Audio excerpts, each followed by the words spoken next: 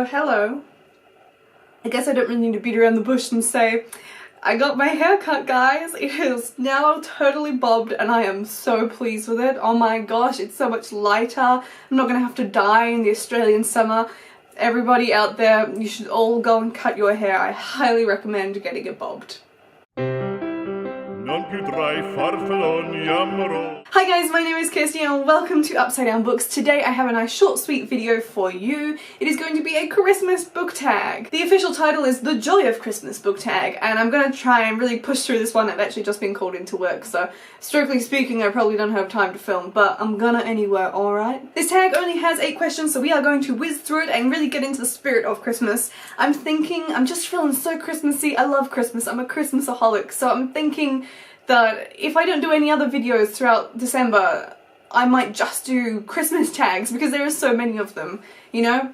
Who needs new content when we can just sit here and do Christmas tags every day? That's exciting, right? But let's get on to this one because I don't have time to waffle. Question number 1, anticipation. The Christmas excitement is real. What book release are you most looking forward to? So I really had to have a think about this one because there are so many books coming out next year that I'm excited for, including Sarah J Maas's next 2 books for both of her series. But in the end, I have decided to go with Colleen Houck's potential releases for next year. If you don't know, but you probably do if you've been here for a while, Colleen Houck is my favourite author, and Tiger's Curse, the Tiger Saga, is my favourite series, and we will hopefully in March of 2018 be getting Tiger's Dream. I'm so excited for this one. Like, you don't understand.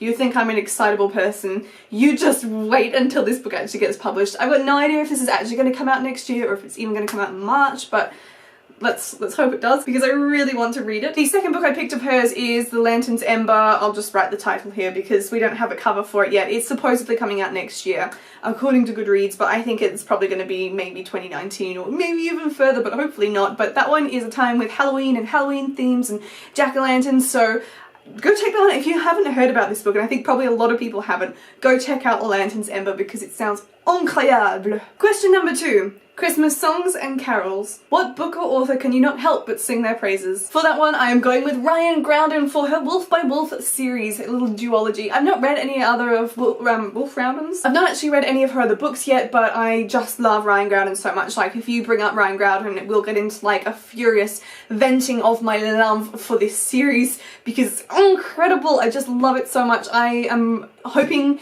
to get a copy of Invictus, physical copy to read soon. I'm so excited for a new book, but I really need to go back and read her other books like The Walled City as well. She's just such an incredible author. So if you haven't read Ryan Groudon, you haven't lived. Question number 3. Gingerbread houses. What book or series has wonderful world building? I've had this question come up in other tags before, and for some reason I always am like, I can't think of one because world building is usually like, if it's notable, it's usually bad. But in the end I decided to go with the Six of Crows duology by Leigh Bardugo. I could probably lump in the Grisha trilogy with this as well. I think the world building and everything that she has created within these series is absolutely insane and I love it. If you haven't read the Six of Crows duology, my goodness, you need to get onto it. It's just so incredible. The world is so big, but not actually that big. It's just there's so much going on, there's so many things to explore, and it's so real. And I think that's what makes the series so good, is the characters are so relatable and real, and the world is real. Like, you can smell it, you can taste it, you can feel how dirty it is. Like, this is a good example of fantastic world building. Question number 4, a Christmas carol. Favourite classic or one that you want to read? Now, if you've been around here for a while, I have mentioned previously what my favourite classic is, but if you are new, then it is Frankenstein by Mary Shelley. I always feel weird when I tell people that this is my favourite classic because people are like, of all the classics, Frankenstein's your favourite? I love Frankenstein and I love my leather-bound edition. This is one of the very, very few books, like maybe one of 5 books that I have reread in my life. Actually, that's not a true number because I just reread Harry Potter this year. But you get the point. I love Frankenstein. However, fitting with the question, I actually really want to read A Christmas Carol. I've read half of it. My family and I bought this this illustrated edition. It's absolutely gorgeous. Let me look at the illustrations. It's just absolutely stunning. This is all, oh, it's just beautiful, absolutely beautiful.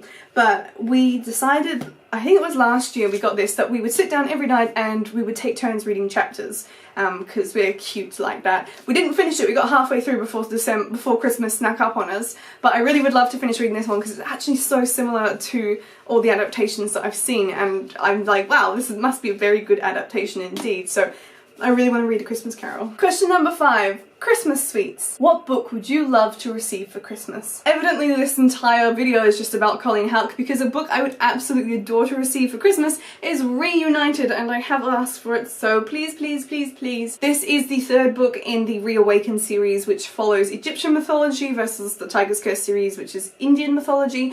I'm loving it, and the paperback isn't out yet, so I hadn't bought it for myself, so hopefully I'll get the hardback so I can finish off the series and find out what happens to these characters. Question number 6. Candles in the windows. What books give you warm and fuzzy feelings? So for that one, I immediately went to pick out Simon vs. the Homo Sapiens Agenda by Becky Albertalli, and my second choice would have been The Upside of Unrequited, also by Albertalli. If you haven't read this, A, you should because it's incredible, B, it's just amazing, you need to read it, and C, there's a movie coming out soon, so you seriously need to get onto this one if you haven't read it yet. But this book just, all the feels, all the good feels in this book. Question number 7. Christmas trees and decorations. What are some of your favourite book covers? Now, I always feel like I have quite a lot of book covers to show you whenever this question comes up. So let's run us through a few. I'm going to start with saying I think the book's called Illusions of Fate. This one here, this is my favourite book cover of all time. All time. Absolutely love this cover.